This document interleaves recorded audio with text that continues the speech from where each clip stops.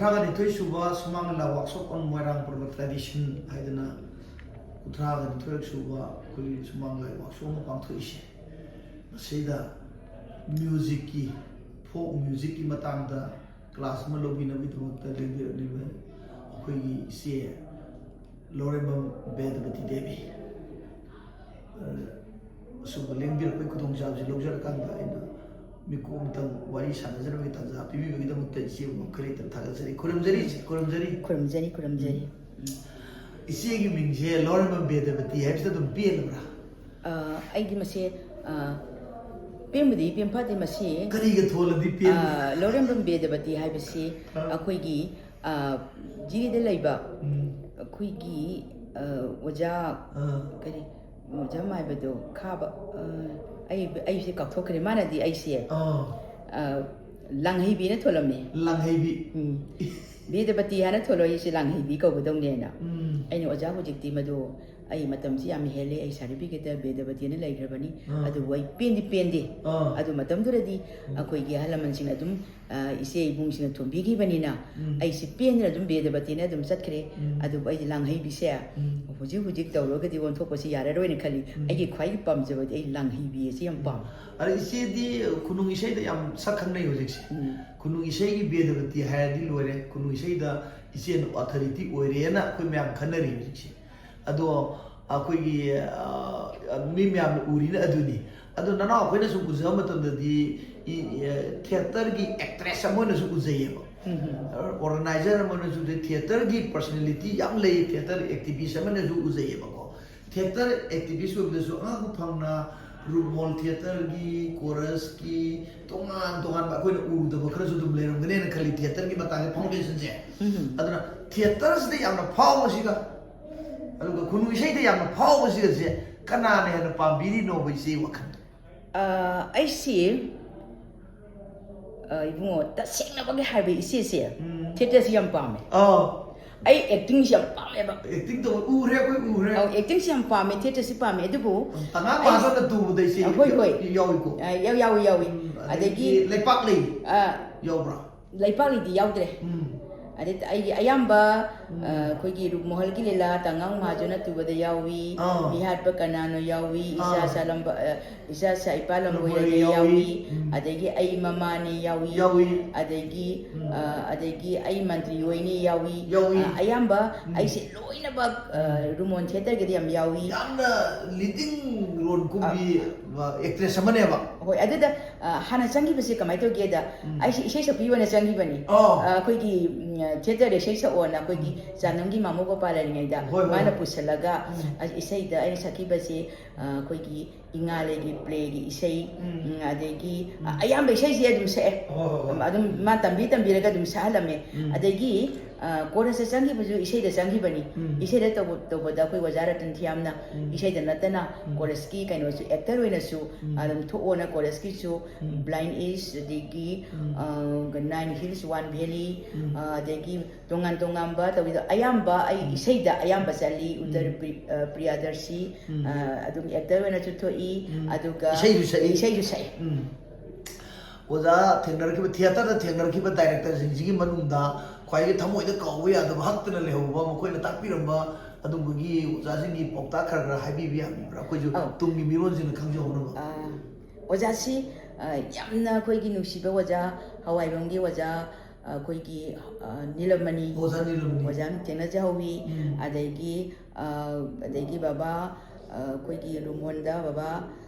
I say, Loina Gauri, which is here. We might get enough. Baba Mongol, Baba Netrazit, Loina Tene, Baba to Tolan, Loitene, at the Moina Hibirama say, a quiggy, Gino City actor, a quiggy, acting a city, acting smite with only one angle say, a quiggy moidi, Madame de Quiggy, Canonina, a quiscriptia, Para script Papa, a Laga Queen at the Gamba to the only script with the young person of Padeba, as Marina Pronto Jeracani Ganto. Marana Pronto Jeracani Pronto investors be invested to be a Pronto. Aduga, Coreskito with a young Tonga ꯇꯣꯉꯥꯟꯕ ꯑꯣꯖꯥ ꯔꯇꯟꯒꯤꯗꯤ ꯑꯅꯧꯕ ꯄꯔꯥ ꯑꯃ ꯑꯣꯖꯥ ꯔꯇꯟꯒꯤꯗꯤ ꯑꯩꯈꯣꯏ ꯀꯩꯅꯣ ꯌꯥꯎꯗꯤꯌꯦ ꯑꯩꯈꯣꯏꯒꯤ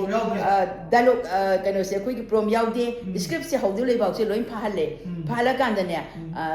ꯃꯥꯅ ꯊꯣꯛꯄ ꯉꯥꯡꯍꯜꯂꯦꯕ ꯉꯥꯡꯍꯜꯂ ꯃꯇꯝꯗꯨꯗ ꯑꯁꯤ ꯃꯇꯥꯡꯁꯦ ꯁꯤꯒꯤ ꯋꯥꯍꯩꯁꯤꯗ ꯏꯝꯐꯦꯁꯤꯁ ꯑꯃꯗ ꯄꯤꯌꯨꯅꯦ ꯑꯗꯨ ꯄꯤꯌꯨꯅꯦ ꯅꯈꯣꯡ ꯑꯗꯨ ꯊꯥꯡꯉꯨꯅꯦ ꯅꯃꯤꯠ ꯑꯗꯨꯗ ꯌꯦꯡꯉꯨꯅꯦ ꯀꯥꯏꯅ ꯇꯧꯋꯦ ꯑꯗꯒꯤ ꯑꯌꯥꯝꯕꯅ ꯑꯩꯁꯦ ꯏꯁꯩ ꯁꯛꯄꯤ ꯑꯣꯏꯅ ꯊꯣꯛꯑꯦ ꯏꯁꯩ ꯁꯛꯄꯤ ꯑꯣꯏꯅ ꯊꯣꯛꯑꯦ ꯑꯗꯨꯒ ꯄꯥꯝꯖꯔꯤꯗꯤ ꯑꯦꯛꯇꯔ ꯌꯥꯝ ꯄꯥꯝꯖꯕ ꯑꯗꯨꯒ ꯑꯗꯨꯗ ꯑꯣꯖꯥꯅꯒ ꯑꯩꯈꯣꯏꯒꯤ ꯏꯁꯩ ꯁꯛꯄ ꯃꯇꯝꯗ ꯑꯩꯈꯣꯏꯒꯤ ꯋꯥꯗꯅ ꯍꯥꯏꯗꯅ ꯑꯩꯈꯣꯏꯒꯤ ꯑꯦꯛꯇꯤꯡ ꯇꯧꯔꯒ ꯁꯛꯄ ꯏꯁꯩꯁꯦ ꯀꯃꯥꯏ ꯋꯥꯔꯣꯏ ꯍꯥꯏꯕꯗ ꯆꯦꯜꯍꯜꯂꯒ ꯁꯛꯄ ꯑꯗꯒꯤ ꯏꯁꯥꯁꯦ ꯑꯩꯈꯣꯏꯒꯤ ꯀꯔꯤ ꯍꯥꯏꯅꯤ ꯍꯦꯛꯇ ꯋꯥꯍꯜꯂꯒ ꯁꯛꯄꯁꯤꯗ ꯑꯩꯈꯣꯏꯒꯤ ꯁ꯭ꯀꯦꯜꯁꯤ ꯁꯨꯔꯁꯤ ꯀꯥꯏꯔꯛꯀꯗ꯭ꯔꯥ ꯀꯥꯟꯗ ꯑꯗꯨꯝ ꯀꯥꯏꯔꯛꯀꯦ ꯇꯧꯋꯤ ꯑꯗꯨꯒ ꯑꯩꯈꯣꯏꯅ ꯏꯁꯥ ꯏꯇꯣꯝꯅ ꯉꯁꯥꯏꯒꯤ ꯇ꯭ꯔꯦꯅꯤꯡ ꯃꯌꯥꯝꯗꯨꯅ ꯑꯩꯈꯣꯏ ꯀꯟꯇ꯭ꯔꯣꯜ ꯇꯧꯔꯒ ꯁꯛꯄ ꯑꯗꯒꯤ ꯑꯣꯖꯥꯅꯒ ꯁꯛꯄꯗ ꯀꯩꯅꯣꯅꯁꯨ ꯑꯩꯒꯤ ꯏꯕꯨꯡꯉꯣꯅꯁꯨ ꯏꯄꯥ ꯏꯕꯨꯡꯉꯣꯅꯁꯨ ꯎꯕꯤꯔꯝꯒꯅꯤ ꯑꯩꯈꯣꯏꯒꯤ ꯑꯩꯅ ꯁꯛꯄ ꯃꯇꯝꯗ ꯎꯆꯦꯛ ꯄꯥꯏꯌꯨꯅꯦ ꯍꯥꯏꯁꯦ ꯑꯁ ꯇꯥꯃꯣ ꯍꯩ ꯅꯪ ꯄꯥꯏ ꯎꯆꯦꯛꯇꯤ ꯃꯃꯤ ꯎꯗ꯭ꯔꯦꯅꯦ ꯄꯨꯔꯥ ꯑꯣꯏꯅ ꯁꯤꯗꯩꯁꯤꯗ ꯁꯪꯒꯨ ꯄꯥꯏꯁꯜꯂꯦꯅꯦ ꯃꯃꯤꯗꯨ ꯎꯍꯜꯂꯨꯅꯦ ꯑꯁ ꯃꯣꯏ ꯃꯃꯤꯗꯤ ꯍꯩꯇꯦ ꯍꯥꯏ ꯃꯃꯤꯗ ꯀꯃꯥꯏꯅ ꯎꯍꯟꯗꯣꯏꯅꯣ ꯍꯥꯏ ꯅꯪꯅ ꯁꯛꯎ ꯀꯥꯟꯅ ꯑꯗꯨꯒꯨꯝꯕꯒꯤ ꯑꯣꯖꯥꯅ ꯌꯥꯝꯅ ꯑꯩꯈꯣꯏꯗ ꯄꯨꯟꯁꯤꯗ ꯀꯥꯎꯕ ꯉꯝꯃꯔꯣꯏꯗꯕ ꯇꯥꯗꯕ ꯌꯦꯁ ꯑꯗꯨ ꯃꯌꯥꯝꯗꯣ ꯇꯥꯛꯄꯤꯔꯝꯕ ꯃꯌꯥꯝꯗꯣ ꯑꯩꯅ ꯑꯣꯖꯥꯕꯨꯗꯤ ꯑꯩꯒꯤ ꯏꯁꯣꯔꯅꯦꯅ ꯑꯩꯅ ꯈꯟꯖꯩ ꯑꯣꯖꯥꯕꯨ ꯁꯨꯡꯀꯥꯎ ꯀꯥꯎꯕ ꯉꯝꯖꯩ ꯏꯁꯩꯗꯒꯤ ꯖꯒꯣꯏꯗꯒꯤ ꯑꯩꯁꯦ ꯗꯥꯟꯁ ꯑꯦꯀꯥꯗꯃꯤꯗꯁꯨ ꯖꯒꯣꯏꯗ ꯑꯩꯁꯦ 1981ꯗ ꯑꯩ ꯒꯣꯜ ꯃꯦꯗꯥꯂꯤꯁꯅꯤ ꯖꯒꯣꯏꯗꯁꯨ ꯒꯣꯜ ꯃꯦꯗꯜ ꯐꯪꯉꯛꯑꯦ ꯖꯒꯣꯏꯒꯤꯗꯁꯨ ꯑꯗꯨ ꯑꯩꯁꯦ ꯗꯥꯟꯁꯔ ꯑꯣꯏꯒꯦꯅ ꯑꯩ ꯖꯒꯣꯏ ꯇꯧꯕꯗꯤ ꯅꯠꯇꯦ ꯑꯩ ꯖꯒꯣꯏꯁꯦ ꯀꯔꯤꯅꯣ ꯑꯩ ꯈꯪꯅꯤꯡꯕ ꯑꯗꯒꯤ ꯑꯩꯁꯦ ꯀꯩꯅꯣ ꯊꯤꯌꯦꯇꯔꯁꯦ ꯑꯩꯅ ꯄꯥꯝꯖꯕ ꯊꯤꯌꯦꯇꯔꯁꯦ ꯌꯥꯝ ꯄꯥꯝꯖꯩꯌꯦ ꯑꯗ ꯏꯁꯩ ꯈꯨꯅꯨꯡ ꯏꯁꯩꯒꯗꯤ ꯃꯣꯏ ꯁꯨꯝ ꯁꯛꯍꯟꯕꯗꯒꯤ ꯃꯇꯝꯗꯨꯗ ꯑꯣꯜ ꯏꯟꯗꯤꯌꯥ ꯔꯦꯗꯤꯑꯣꯗ ꯈꯨꯅꯨꯡ ꯏꯁꯩ ꯁꯛꯄꯤ ꯃꯤ ꯑꯃꯐꯥꯎ ꯂꯩꯇꯦ ꯑꯗꯨꯝ ꯑꯩ 1976 ꯑꯗꯨꯗ ꯌꯥꯝ ꯉꯟꯅ ꯑꯣꯜ ꯏꯟꯗꯤꯌా ꯔꯦꯗꯤꯑꯣꯗ ꯌꯦꯁ ꯍꯣꯏ ꯑꯗꯨꯝ ꯇꯥꯕꯤꯔꯝꯃꯒꯅꯤ ꯑꯗꯒꯤ ꯑꯩ ꯃꯇꯝꯗ ꯁꯤꯒꯤ ꯀꯩꯅꯣꯒ ꯁꯥꯔꯝꯄꯣꯟꯁꯦ ꯀꯩꯁꯥꯝꯄꯥꯠꯀꯤ ꯁꯦꯟꯇ꯭ꯔꯦꯜ ꯂꯥꯏꯕ꯭ꯔꯦꯔꯤ ꯂꯩꯕꯗꯣ ꯑꯗꯨꯒ ꯊꯪꯅꯕꯗꯤ ꯁ꯭ꯇꯨꯗꯤꯑꯣ ꯂꯩꯔꯝꯃꯦ ꯃꯥꯅꯦ ꯑꯗꯩ ꯑꯩꯈꯣꯏꯒꯤ ꯔꯨꯄꯃꯣꯍꯟꯗ ꯌꯥꯎꯕꯤꯔꯝꯃꯤꯁꯤꯅ ꯆꯍꯤ ꯀꯌꯥ ꯔꯨꯃꯟ ꯌꯥꯎꯔꯝꯕꯁꯦ ꯑꯩꯁꯦ ꯃꯇꯝꯗꯨꯗ ꯑꯩ ꯁꯥꯔꯚꯤꯁ ꯇꯧꯔꯝꯗ꯭ꯔꯤꯌꯦ ꯑꯩ ꯌꯥꯎꯔꯝꯕꯁꯦ 1979 ꯑꯗꯒꯤ ꯃꯃꯣ ꯒꯣꯄꯥꯜꯁꯦ ꯑꯩꯈꯣꯏꯒꯤ ꯏꯃꯥꯒꯤ ꯃꯧꯄꯥꯅꯤꯄꯥꯅꯤ ꯑꯩ ꯏꯃꯥ ꯑꯍꯟꯁꯤꯒꯤ ꯃꯧꯄꯥꯅꯤꯄꯥꯅꯤꯅ ꯃꯥꯅ ꯄꯨꯁꯜꯂꯒ ꯏꯁꯥ ꯁꯥꯏꯄꯜ ꯑꯍꯥꯟꯕꯗ ꯏꯉꯥꯂꯩꯒꯤ ꯏꯁꯩ ꯁꯛꯄꯤ ꯑꯣꯏꯅ ꯄꯣꯔꯛꯄꯅꯤ ꯑꯩꯁꯦ ꯑꯩ ꯃꯥ ꯐꯣꯛ ꯁꯛꯄ ꯈꯔ ꯍꯩꯌꯦꯅ ꯑꯗꯨꯗ ꯏꯉꯥꯂꯩ ꯏꯁꯩ ꯁꯛꯄꯤ ꯄꯣꯔꯛꯑꯒ ꯑꯗꯒꯤꯗꯤ ꯑꯗꯨꯗꯒꯤ ꯌꯥꯎꯔꯛꯄꯗꯨꯅ 96ꯗꯤ ꯌꯥꯎꯗ꯭ꯔꯦ 91 ꯐꯥꯎ ꯌꯥꯎꯔꯝꯃꯦ 91ꯗꯒꯤꯅ ꯇꯤꯀꯦꯟꯗꯁꯤꯒꯤ ꯂꯤꯂꯥꯗ ꯏꯆꯦ ꯃꯩꯇꯩ ꯃꯩꯄꯥꯛꯄꯤ ꯁꯥꯔꯦ ꯃꯩꯄꯥꯛꯄꯤꯗ ꯇꯤꯀꯦꯟꯗꯁꯤ ꯄ꯭ꯂꯦꯗꯤ ꯑꯩꯅ ꯂꯣꯏ ꯁꯥꯔꯦ ꯑꯗꯨꯗ ꯃꯇꯝꯗꯨꯗ ꯑꯩꯈꯣꯏꯒꯤ ꯊꯪꯒꯥꯜ ꯁꯥꯕꯁꯤꯅ ꯁꯈꯥ ꯖꯤꯂꯥꯅ ꯁꯥꯕ ꯄꯥꯕꯨꯡ ꯖꯤꯂꯥꯅ ꯁꯥꯏ ꯑꯗꯩ ꯕꯕꯥ ꯕꯤꯔꯪꯒꯣꯟꯅ ꯇꯤꯀꯦꯟꯗꯔꯁꯤ ꯁꯥꯏ ꯑꯗꯒꯤ ꯕꯕꯥ ꯀꯩꯅꯣꯅꯁꯨ ꯃꯗꯩꯗ ꯑꯗꯨꯝ ꯏꯆꯦ ꯌꯥꯎꯔꯦꯕ ꯌꯥꯎꯔꯦ ꯑꯩꯅ ꯏꯆꯦ ꯕꯦꯗꯕꯤꯇꯤꯁꯦ ꯃꯤꯅ ꯈꯨꯅꯨꯡ ꯏꯁꯩ ꯁꯛꯄ ꯈꯪꯕ ꯋꯥꯅꯤ ꯑꯩꯅ ꯈꯪꯖꯕꯗꯗꯤ ꯂꯤꯂꯥ ꯌꯥꯎꯕꯤ ꯑꯃ ꯑꯣꯏꯅ ꯈꯪꯉꯤ ꯑꯩꯅ ꯍꯥꯏꯕ ꯃꯇꯝꯗ ꯃꯥꯕꯨ ꯂꯤꯂꯥ ꯌꯥꯎꯔꯝꯕ꯭ꯔꯅ ꯇꯁꯦꯡꯅ ꯌꯦꯠꯅꯕ ꯗꯤꯕꯦꯠ ꯇꯧꯅꯕ ꯌꯥꯎꯈ꯭ꯔꯦꯕ ꯑꯗꯨ ꯉꯁꯥꯏꯒꯤ ꯑꯩꯈꯣꯏꯒꯤ ꯔꯦꯀꯣꯔꯠ ꯅꯨꯡꯀꯣꯠꯇꯗꯤ ꯂꯩꯍꯧꯗꯕꯅꯤꯅ ꯑꯗꯨ ꯀꯨꯝꯒꯤ ꯔꯦꯀꯣꯔꯠꯁꯦ ꯑꯃꯃꯝꯗꯤ ꯊꯝꯕꯗꯤ ꯐꯕꯖꯥꯠꯅꯤ ꯑꯗꯨꯅꯅꯦ ꯑꯩꯅ ꯔꯦꯀꯣꯔꯠ ꯂꯣꯝꯗ ꯄꯨꯛꯅꯤꯡ ꯆꯪꯉꯤꯁꯦ ꯍꯧꯖꯤꯛꯁꯦ ꯂꯧꯁꯤꯜꯂꯤꯁꯦ ꯑꯗꯨꯒꯤꯅꯦꯕ ꯑꯗ ꯀꯣꯔꯁꯇꯅ ꯆꯍꯤ ꯀꯌꯥ ꯌꯥꯎꯋꯦ ꯀꯣꯔꯁ ꯆꯍꯤꯁꯦ ꯀꯣꯔꯁ ꯌꯥꯝ ꯁꯥꯡ ꯌꯥꯎꯋꯦ ꯑꯩ 91ꯗ ꯆꯪꯕꯗꯒꯤꯅ 2015 ꯐꯥꯎ ꯀꯣꯔꯁꯇ ꯂꯩꯔꯝꯃꯦ 15 ꯐꯥꯎ 2015 ꯐꯥꯎ ꯍꯥꯏꯇꯥꯔꯦ ꯌꯥꯝ ꯁꯥꯡꯅ ꯑꯩꯒꯤ ꯃꯇꯝꯗꯨꯗ ꯑꯩꯒꯤ ꯀꯩꯅꯣꯁꯦ 2015 ꯇꯧꯔꯝꯒꯅꯤ ꯑꯩꯅ ꯀꯩꯅꯣ ꯑꯩ ꯊꯕꯛꯇꯒꯤ ꯄꯣꯊꯥꯔꯤꯁꯦ ꯑꯗ ꯑꯣꯖꯥꯅ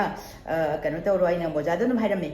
ꯇꯥꯃꯣ ꯁꯨꯃꯥꯏꯅ ꯇꯧꯗꯅ ꯑꯩ ꯁꯪꯁꯊꯥꯟ ꯑꯃꯈꯛ ꯑꯩ ꯁꯨꯃꯥꯏꯅ ꯇꯧꯅ ꯑꯩ ꯏꯟꯁꯇꯤꯇ꯭ꯌꯨꯠ ꯑꯃꯈꯛ ꯂꯤꯡꯒꯦꯅ ꯂꯤꯡꯉꯨꯁꯨ ꯍꯥꯏꯌꯦ ꯃꯇꯝꯗꯨꯗ ꯇꯥꯃꯣ ꯄꯥꯔꯤꯕ ꯕꯤ ꯖꯦꯟꯗ꯭ꯔ ꯀꯨꯃꯥꯔ ꯁꯔꯃ ꯅꯪ ꯀꯣꯔꯁꯇ ꯂꯩꯔꯅꯨ ꯐꯣꯛ ꯁꯣꯡꯒꯤ ꯑꯉꯥꯡ ꯃꯌꯥꯝ ꯇꯝꯒꯦ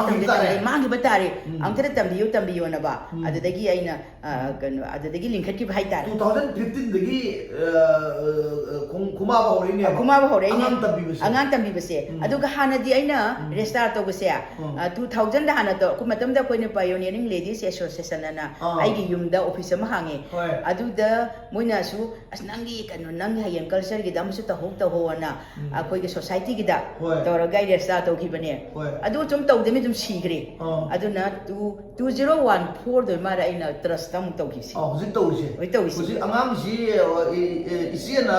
ꯑꯩꯈꯣꯏꯒꯤ ꯈꯨꯅꯨꯡ ꯏꯁꯩ ꯁꯛꯄꯤ ꯍꯥꯏꯇꯥꯔꯦꯀꯣ ꯑꯉꯥꯡꯁꯤꯡꯁꯦ ꯀꯌꯥꯝ ꯄꯨꯊꯣꯛꯈ꯭ꯔꯦ ꯀꯌꯥꯝ ꯄꯣꯄꯨꯂꯔ ꯑꯣꯏꯈ꯭ꯔꯦ ꯃꯁꯤ ꯑꯩꯅ ꯐꯣꯝꯁꯦ ꯊꯤꯕꯗ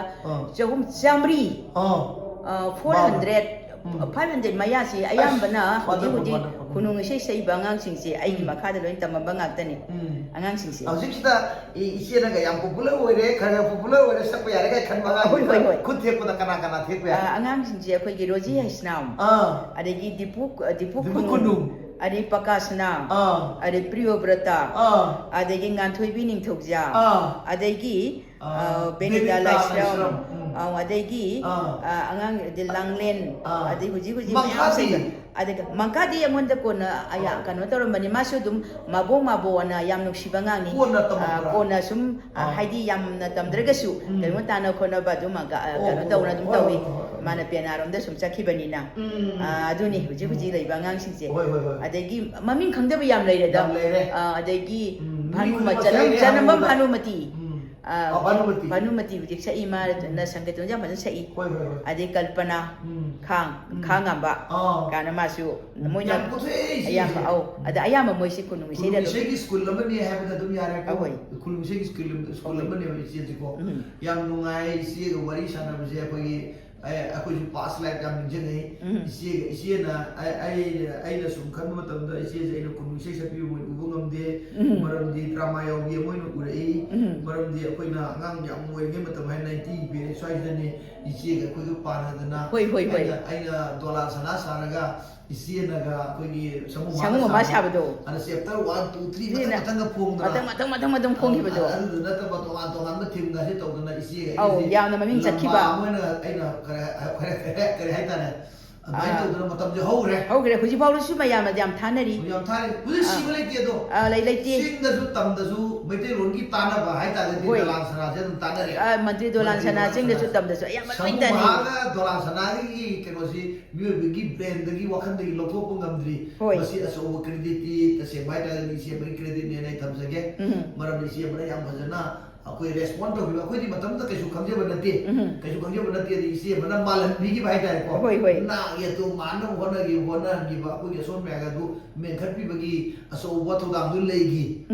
ꯑꯗꯨꯅ ꯑꯩꯅ ꯁꯨꯝ ꯌꯦꯡꯖꯔꯛꯄ ꯃꯇꯝꯗ ꯑꯩꯅꯁꯨ ꯏꯆꯦ ꯑꯃꯒꯤ ꯂꯤꯂꯥ ꯈꯨꯗꯤꯡꯒꯤ ꯃꯗꯨꯃꯥꯏꯅ ꯃꯔꯤ ꯂꯩꯅꯔꯨꯔꯕꯅꯤꯅ ꯃꯗꯨꯃꯥꯏꯅ ꯑꯩꯈꯣꯏꯅ ꯁꯨꯝ ꯆꯠꯃꯤꯟꯅꯔꯨꯔꯕꯅꯤನ ꯑꯣꯗꯤꯑꯣ ꯅꯝꯃꯤꯟꯅꯔꯨꯔꯕꯅꯤꯅ ꯂꯤꯂꯥ ꯈꯨꯗꯤꯡꯃꯛꯁꯤ ꯔꯣꯃꯥꯟꯅ ꯇꯧꯕ ꯂꯤꯂꯥ ꯈꯨꯗꯤꯡꯃꯛꯁꯤ ꯑꯩꯅ ꯑꯗꯨꯝ ꯌꯦꯡꯈꯤꯌꯦ ꯇꯉꯥꯡ ꯃꯍꯥꯖꯣꯟꯅ ꯇꯨꯕꯗꯒ ꯑꯩꯈꯣꯏ ꯀꯩꯅꯣ ꯇꯧꯈꯤꯕ ꯃꯇꯝꯗ ꯑꯩꯈꯣꯏ ꯌꯦꯡꯉꯦ ꯇꯥꯕꯁꯨꯅ ꯀ꯭ꯋꯥ ꯂꯩꯕꯒ ꯁꯥꯔꯒ ꯏꯁꯩꯒ ꯁꯛꯑꯒ ꯀꯧꯇꯥꯒ ꯂꯩꯕ꯭ꯔꯥ ꯀꯥꯏꯗꯣ ꯀꯧꯇꯥꯁꯨ ꯄꯤꯔꯒ ꯑꯩ ꯇꯧ ꯏꯁꯩ ꯁꯛꯄꯗꯒ ꯑꯩ ꯌꯥꯝ ꯌꯦꯡꯉꯤ ꯑꯗꯒꯤꯗꯤ ꯇꯤꯀꯦꯟꯗ꯭ꯔꯖꯤꯠꯀꯤ ꯂꯤꯂꯥꯗ ꯃꯩꯄꯥꯛꯄꯤ ꯁꯥꯕꯁꯦ ꯑꯍꯨꯝ ꯑꯩ ꯌꯦꯡꯖꯍꯧꯋꯤ ꯑꯗꯨꯗꯨꯅ ꯌꯥꯝ ꯀꯟꯅ ꯊꯪꯒꯥꯜ ꯁꯥꯕꯒ ꯁꯨꯝ ꯅꯤꯡꯁꯤꯡꯉꯛꯏꯗꯣꯏꯅꯤꯀꯣ ꯑꯗꯨꯃꯥꯏꯅ ꯇꯧꯕꯒꯤ ꯂꯩ ꯑꯗꯨꯅ ꯑꯩꯅ ꯁꯨꯝ ꯌꯦꯡꯕꯗ ꯏꯁꯩꯔꯣꯝꯁꯤꯗ ꯎꯗꯕ ꯃꯥꯅꯤ ꯏꯁꯩꯒꯗꯤ ꯌꯥꯝ ꯁꯛꯇꯦꯗ ꯑꯗꯨꯗ ꯍꯧꯖꯤꯛꯇꯤ ꯏꯁꯩꯒꯤ ꯏꯍꯧ ꯑꯃ 2015 ꯗꯣꯟꯗꯗꯤ ꯁꯦꯝꯒꯠꯇꯅ ꯁꯥꯒꯩ ꯁꯦꯝꯒꯠꯂ ꯃꯆꯥ ꯃꯆꯥ ꯑꯗ ꯀꯩꯅꯣꯅ ꯇꯝꯕꯤ ꯍꯥꯏꯔꯒ ꯑꯣꯖꯥ ꯕꯤꯗꯦꯝꯇꯤꯒꯤ ꯍꯥꯏꯕꯗꯣ ꯉꯁꯥꯏꯒꯤ ꯁꯤ ꯈꯨꯅꯨꯡ ꯏꯁꯩꯒꯤ ꯁ꯭ꯀꯨꯜ ꯑꯃ ꯏꯆꯦꯅ ꯑꯣꯏꯔꯦꯕ ꯑꯗꯨꯗꯤ ꯉꯁꯤꯗꯤ ꯑꯩꯈꯣꯏ ꯁꯨꯃꯥꯡ ꯂꯤꯂꯥ ꯍꯥꯏꯕꯁꯤꯗꯤ ꯁꯨꯃꯥꯡ ꯂꯤꯂꯥꯁꯤ ꯃꯣꯏꯔꯥꯡ ꯄ꯭ꯔꯚꯥ ꯍꯥꯏꯕ ꯇꯦꯝꯄ꯭ꯔꯥꯃꯦꯟ ꯍꯥꯏꯇꯥꯔꯦ ꯃꯣꯏꯔꯥꯡ ꯄ꯭ꯔꯚꯥ ꯍꯥꯏꯕ ꯇ꯭ꯔꯦꯗꯤꯁꯟꯁꯤ ꯂꯥꯛꯄ ꯃꯇꯝꯗꯗꯤ ꯈꯨꯅꯨꯡ ꯏꯁꯩꯒꯤ ꯃꯊꯧꯁꯤ ꯌꯥꯝ ꯇꯥꯔꯛꯈ꯭ꯔꯦꯕ ꯑꯗ ꯐꯣꯛ ꯁꯣꯡꯒꯤ ꯃ꯭ꯌꯨꯖꯤꯛꯁꯤ ꯃꯊꯧ ꯌꯥꯝ ꯇꯥꯔꯛꯈ꯭ꯔꯦ ꯐꯣꯛ ꯖꯒꯣꯏ ꯃꯊꯧ ꯌꯥꯝ ꯇꯥꯔꯛꯈ꯭ꯔꯦ ꯃꯗꯨꯅ ꯃꯔꯨꯑꯣꯏꯕꯁꯤꯗ ꯏꯆꯦꯅ ꯀ꯭ꯂꯥꯁꯁꯤ ꯂꯧꯕꯤꯗꯕ ꯌꯥꯗꯗꯅ ꯑꯩꯈꯣꯏ ꯊꯤꯖꯔꯛꯏꯅꯦꯕꯀꯣ ꯑꯗꯨꯅ ꯃꯃꯥꯡꯗꯁꯨ ꯏꯆꯦ ꯀꯌꯥꯔꯛ ꯌꯥꯎꯕꯤꯈ꯭ꯔꯦ ꯗ ꯔꯣꯜ ꯑꯣꯐ ꯚꯤꯖꯤꯇꯤꯡ ꯁꯨꯃꯥꯡ ꯂꯤꯂꯥ ꯍꯥꯏꯕ ꯃꯇꯥꯡꯗꯁꯨ ꯏꯆꯦꯅ ꯑꯦꯛꯁꯄꯥꯔꯠ ꯑꯣꯏꯕꯤꯈ꯭ꯔꯦꯀꯣ ꯑꯗꯣ ꯍꯟꯗꯛꯀꯤꯁꯤꯗ ꯑꯣꯏꯕꯤꯌꯨ ꯑꯗꯨꯅ ꯑꯩꯈꯣꯏ ꯂꯥꯛꯆꯔꯤꯅꯤ ꯑꯗꯣ ꯁꯨꯃꯥꯏꯅ ꯁꯤꯅ ꯑꯩꯈꯣꯏ ꯑꯥꯔꯠꯀꯤ ꯃꯇꯥꯡ ꯑꯣꯏꯔꯦ ꯏꯆꯦ ꯍꯧꯖꯤꯛ ꯀꯃꯥꯏꯅ ꯇꯧꯕꯤꯔꯤꯒꯦ ꯏꯆꯦꯁꯦ ꯇꯁꯦꯡꯕ ꯍꯥꯏꯗꯤ ꯌꯨꯝ ꯄꯥꯟꯗꯕꯤꯗ ꯑꯗꯨꯝ ꯂꯩꯔꯕ꯭ꯔꯥ ꯀꯃꯥꯏꯅ ꯇꯧꯈ꯭ꯔꯦ ꯍꯣꯏ ꯃꯁꯤꯒꯤꯗꯤ ꯑꯗꯨꯝ ꯁꯤꯡꯒꯜ ꯏꯃꯨꯡ ꯍꯥꯏꯁꯨ ꯌꯦꯡꯕ ꯌꯥꯗꯦꯗꯅ ꯃꯥꯅꯤ ꯁꯤꯡꯒꯜ ꯂꯥꯏꯐꯅꯤ ꯁꯤꯡꯒꯜ ꯌꯨꯝ ꯂꯥꯏꯐꯁꯤꯅꯅꯤ ꯄꯥꯟꯗ꯭ꯔꯦ ꯏꯕꯨꯡꯉꯣ ꯁꯤꯡꯒꯜ ꯂꯥꯏꯐꯁꯤꯅꯅꯤ ꯑꯩꯅ ꯏꯁꯥꯁꯤ ꯄꯨꯔꯥ ꯗꯦꯗꯤꯀꯦꯇꯦꯠ ꯑꯩꯈꯣꯏꯒꯤ ꯁꯦꯀ꯭ꯔꯤꯐꯥꯏꯁ ꯗꯦꯗꯤꯀꯦꯠ ꯇꯧ ꯉꯝꯃꯤꯁꯦ ꯑꯗꯨꯅ ꯑꯩꯒꯤ ꯑꯉꯥꯡꯁꯤꯡ ꯃꯌꯥꯝ ꯑꯃ ꯑꯩ ꯁꯦꯝꯒꯠꯄ ꯉꯝꯃꯤꯕ ꯁꯤ ꯅꯠꯇ꯭ꯔꯒꯗꯤ ꯉꯁꯥꯏꯒꯤ ꯌꯥꯎꯗꯦ ꯏꯆꯥ ꯃꯌꯥꯝ ꯂꯥꯛꯑꯦ ꯑꯗꯒꯤ ꯃꯗꯨꯒꯤ ꯀꯩꯅꯣ ꯄꯥꯜꯂꯝꯃꯒꯗꯤ ꯑꯩꯈꯣꯏꯒꯤ ꯕꯔꯗꯟ ꯃꯌꯥꯝꯁꯤꯅ ꯑꯩꯒꯁꯨ ꯑꯩ ꯍꯣꯠꯅꯔꯤꯁꯦ ꯃꯁꯤ ꯆꯪꯁꯤꯟꯕꯁꯦ ꯉꯝꯃꯝꯃꯣꯏ dedication ngam madu ngamamoi aduna ayamba akoigi nupa hoidi ngami ko nupi oibi akoigi di ngasai imung manungi family problem mayam ma leirapunina akoina changjang hena khalaga su pamjaba kaya ma lama khang da toki ba kaya ma lei adubu isi isi hoji ahan su matam moire akoigi asure kari hani sahi sidi sahi je hai haning de da yam yam hai bagi ya boki sahi se ga 74 sanga bane 74 sanga bane ai 65 6 ka oh sadini adune karai jeno sahi de panyam na kathagare adumak pojage ai ahan haiba laina ahan bagi saru puje bada yauram darabra Nah, mana tu boleh kau cakap. Madu khaktan ngoi jagi mayang gi saba se siptadi ai dawjeram gi masigi plate ko nama khaktan di ai kenota haje gi haibiyo isi upo ko ima se kemin ko ai upo ko ima se tombi kawi tombi ima tombi je isi ge subscriber sung sak satya koi laurembam gi puwari da akoi gi isai sakpa koi gi culture torba art torba se laurem gi puwari da dinga si bok sir kanam te yaw aina aham bani ada mayam sungak nei laurem mam de thoraga sina isai nong mai kamai tori no kan akoi gi di larik haibisina akoi gi ipa se larik haibanu pani ai ipa se laurem mong gopalan maming yam sale ada ma se kalasan sastri gi chatrani aduna mana matam do class 6 5 6 tama matam se asapati larik hai mana larik si soi gi ni haibigi masa ai koi mayam si man masa isinau tara ma thuini ai tara subani ai tara subani last but one hoi maming sing do ai gi ibong ai gi halhamba sina ibong keso kawi ani subasina jugol kawi ahum subasina bhairo kawi adegi mari subisina ise jamuna kawi manga subisina medha kawi adegi taruk subisina pramila kawi tari subasina gunendra kawi adegi nipan subasina surjit kawi adegi mapan subasina bina kawi huji huji hingi aduga kano tara subasina bedbati kawi aigi ikhade upanu pama khalai ratan kawi moji de awat isai mai walai ti isai ai sakuma tamda su taning de sina jom de ai isai ga urai ya ponte aduna isi jam noling jani da ai karai de matam de washroom ga sem de leiram ponte to matam sanaram da bani da ko isai urai bum sir to budi ai si koi khungang da ai gi ipa je khungang ra phan mar ne leiram aduna khungang si da chaijang hai ba khungang bujik de chaijang ga sabung ko ka tai red zone maduda chauna ai gi ipa sin na lam tu lau sing inkhon leiraga achauba yum ma sarami koi lan mamangi yumni ngotang ipa ga chalaga ngtang jo koi yengo si koi as kai go pamda kaidri adu yum se thaina gi duita lani lamlai kendra ge manung da khwai gi jinga ko pa yum se maduna khwai gi aham bani hai wire adu siga mase koi gi mayam na yengbi ba lakbi ba yam leirami ai gi ipa na sarma yum se lan mamangi yumni na mana koi secret room ga se madam da koi gi kwala lo lambagi kharung mayam di kharung chani rom ne ya aina huji kharung ahum di ui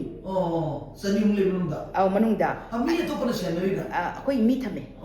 adu leramba ai gi ibung sing leramba de loina ba lai hidre huji hingi se tara ma thoi sin manung da ne akoi mari ka hingi tare lai hidre tare thanga lai hidaba huji hingi se ai gi he thangna ba isi se ma hingi ma ju single la imdi mayu makai pandi maju ojani kai ro isi yum pa adegi ikhadi upa ma engineer ni ma leiri nupa de ma matom na ngai re ibung manga sigre ari isi di nati alora pagi sigi bai ibung ani ma hamba koi gi ibung kesoga jugol ga sida alora pai sigi bani adu 86 jai 84 adu ai ibung ani amadi ma gi thabak koi gi horticulture da ma diwo wena lerami ma di sahi pension pa sahi 56 58 lagi gidre aku gini mas marathana aku gi sumang la kaung sing da su yang simpe da ju diram ba aku lore mum daya mo sina ai gi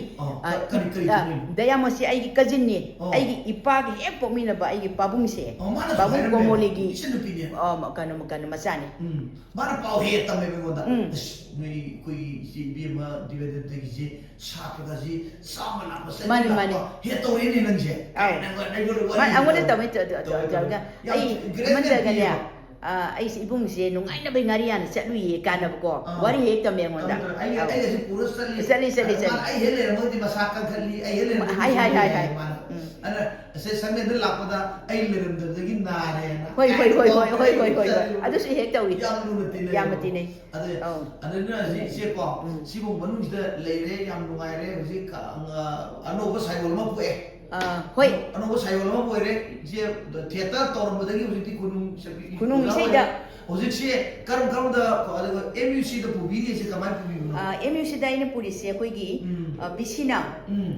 MUC ꯁꯤ ꯍꯧꯒꯠꯂꯛꯄ ꯃꯇꯝꯗ 2016ꯗꯅꯦ ꯑꯩꯈꯣꯏꯅ ꯍꯧꯈꯤꯕꯁꯦ ꯑꯗꯨꯗ ꯃꯥꯅ ꯀꯧꯔꯛꯄꯅꯤ ꯑꯩꯈꯣꯏ ꯁꯨꯃꯥꯏꯅ ꯇꯧꯗꯅ ꯍꯥꯟꯅ BCꯁꯤꯅ ꯀꯩꯅꯣ ꯇꯦꯂꯤꯐꯣꯟ ꯇꯧꯔꯒ ꯀꯧꯔꯛꯄꯅꯤ ꯑꯗꯩ ꯑꯣꯖꯥ ꯈꯣꯒꯦꯟ ꯑꯣꯏꯔꯝꯃꯦ BCꯁꯦ ꯑꯗꯩ ꯑꯣꯖꯥ ꯖꯣꯏꯆꯟꯗ꯭ꯔꯅ ꯔꯦꯖꯤꯁꯇ꯭ꯔꯥꯔ ꯑꯣꯏꯔꯝꯃꯦ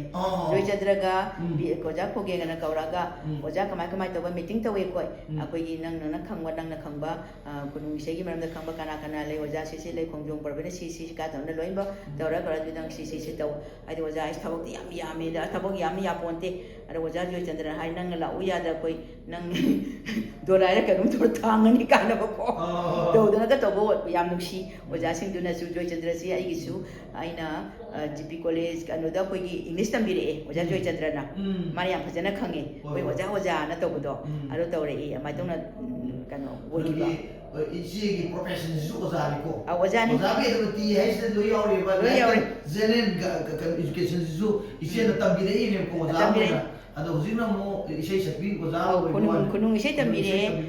ay general na education ni boy na ay BSc B.Ed ne aduna ay tambire sa maths ka physics ka chemistry ka tambire ine ba contracting ko ba adu ulti mataga jago sumo diploma da gold medal jago ito tambi bro siya nangida tambi post siya tambi ko tambi jago mo kam hap da mai oji jago gi ai isa kaino se heramoti se ma isai tambi yola boy moram posala doine na ai bungo isai tambi ke jago jung tambi no mai na ne to isai mai mariam akoi gi yam su ma ji thawai jam yaujai yeba ko ai ni isai mai ka ne bungo sma sakpa sida nang adu thi amu ka na ko ad mana ga thekpa koi gi leirang lang thini shi nilang thini ka sakpa si mana ga jago ga taro ga tambi ba khabi na khura sanna leiwo nam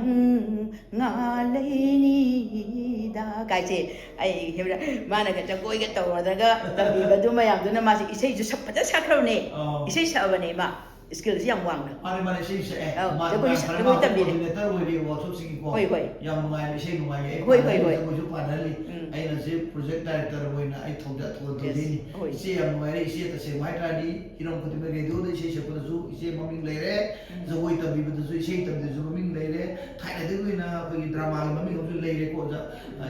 ise ko ise mai pa ko misha di wo re ko adu sum ye mo matam dai ko mi wo be sum yo ta da ma je mai mo kai pa lo di ko lo de ba gi awa ba di lei ko mi myam no lu ga ise bu si bi lei ko ayung ga pa lo di se karam khudum thi ba de gi lei no ko pam ja no pa ko mo da bra ma na ta na ko da ise ra ka mai lei ko no adu dan di khang ni ne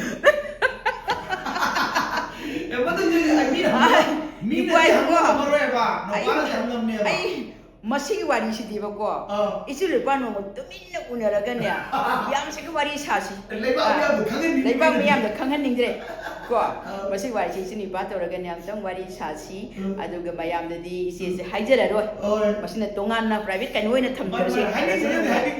au hoi adu ki mane hoi mi be si adu badi lei tab di lei pote matam se kanam ta kala lakte ba lai sa be ba khang ai ba adu bai sam hai tare isi se changhau dire hai tare thawang mayam sina mi gi demand ka tad pi ba ngam hudre Thomana ngaude asi hai tare adede saludai hoi yam nuai si ji ti angang mayam su koi gi class ma tam mo rutna so do mo tha ta du yeng le aduna isi ba wai sha ga yam pu shani yam shani kan de journey si art ki mar da yam sange ba koi si journey sang ba ni aduna ai isu le re usu le ai ꯈꯪꯉꯦ ꯑꯗꯨꯒꯅꯦ 이제는 뭐든 관이랑 안 물어주고 그런 거니. 이제는요. ꯍꯦꯃꯟꯇ ꯏꯄꯥ ꯏꯕꯨꯡ ꯏꯆꯦꯅ ꯀꯥꯎꯕ ꯉꯝꯗꯕ ꯈꯔ ꯂꯩꯔꯤ ꯉꯁꯤꯗꯒꯤ ꯆꯍꯤ ꯌꯥꯝꯅ ꯀꯨꯏꯔꯕꯒꯤ ꯃꯃꯥꯡꯗ ꯀꯣꯔꯁꯇ ꯑꯩꯈꯣꯏꯒꯤ ꯀꯔꯤ ꯅꯦꯁꯅꯦꯜ ꯁꯨꯔ ꯗ꯭ꯔꯃꯥꯒꯤ ꯐꯦꯁꯇꯤꯚꯦꯜ ꯑꯃꯈꯛ ꯑꯣꯖꯥ ꯔꯇꯟ ꯊꯤꯌꯥꯝꯅ ꯁꯅꯥꯂꯩꯕꯥꯛ ꯅꯥꯆꯣꯡꯒꯤ ꯏꯁꯩ ꯑꯃꯈꯛ ꯆꯤꯡꯗ ꯆꯥꯛꯄꯕ ꯆꯤꯡꯗ ꯆꯥꯛꯄ ꯂꯥꯃꯩ ꯍꯥꯏꯕ꯭ꯔꯥ ꯄ꯭ꯂꯦ ꯑꯃꯨꯛ ꯁꯨꯃꯥꯡ ꯂꯤꯂꯥꯒꯤ ꯑꯃꯈꯛ ꯀꯣꯔꯁ ꯇꯧꯈꯤ ꯃꯩꯒꯤꯁꯤꯡ ꯌꯦꯁ ꯌꯦꯁ ꯌꯦꯁ ꯃꯗꯨꯗ ꯋꯥꯅꯅꯦ ꯑꯩꯅ ꯍꯥꯏꯁ ꯍꯦꯃꯟꯇ ꯏꯆꯦꯅ ꯅꯍꯥꯟꯈꯣꯏ ꯎꯈꯤꯕ ꯃꯁꯛꯇꯣ ꯅꯪ ꯉꯁꯤꯗꯤ ꯑꯣꯏꯔꯝꯗ꯭ꯔꯦꯅ ꯃꯇꯝꯗꯨꯗ ꯑꯩꯒꯤ ꯊꯃꯣꯏꯁꯤꯗ ꯌꯥꯝꯅꯅꯦ ꯀꯔ ꯑꯉꯛꯄ ꯑꯃ ꯌꯥꯝꯅ ꯑꯃꯦꯖꯤꯡ ꯑꯃꯈꯛ ꯑꯩ ꯐꯥꯎꯏ ꯅꯪꯒꯤ ꯑꯦꯛꯇꯤꯡ ꯑꯃꯈꯛꯇꯅꯦ ꯁꯨꯞꯅꯗꯒꯤ ꯃꯤꯅꯤꯠ ꯑꯃ ꯑꯅꯤꯈꯛ ꯑꯦꯛꯇꯤꯡꯅꯤ ꯅꯪꯅ ꯑꯌꯥꯝꯕꯗ ꯌꯥꯝꯅ ꯀꯣꯃꯦꯗꯤ ꯑꯣꯏꯅ ꯇꯧꯕꯗ ꯌꯥꯝꯅ ꯁꯦꯔꯤꯌꯁ ꯑꯣꯏꯅꯅ ꯅꯪꯒꯤ ꯅꯆꯥꯅꯨꯄꯤ 시교들 나가 또 그 액팅을 뭔가시고 이시에는 아이 미치다 아이 우드는 아이예요. 아이 사고는 또 겨우 숨기면 미도다. 마탐들의 강기 힘한테가 나노 하이버시 이시에는 강기예요. 나시는 나고리 나시는 하여버기. 아이 방미함시다. 아이는 서브라고 힘한테가 나노 하이버시 누미도다 아이 강기예요. وزارة النظام السبيعية ذا. هوي. ما أنا دوم هي. أي وزارة النظام أي هاي. هي ما هذا شو هي أنا ديلي ده. مدوكي. كرن كم ده أقول ديلي ده أقول كم تام ده شو نان هذا ما يوم تاو أول هاي. وزارة سارة كنا كوم. كوم تاو زكي ده كوم. يا فجأة با. أسا كوميدي وين تورو ما كان ده بقول. أس مدوكي acting ده. أدو نيميو بيجي ماجي. كانوا هاريسي. أكويجي. भावोक्त ऑडियंस ता तक लाउना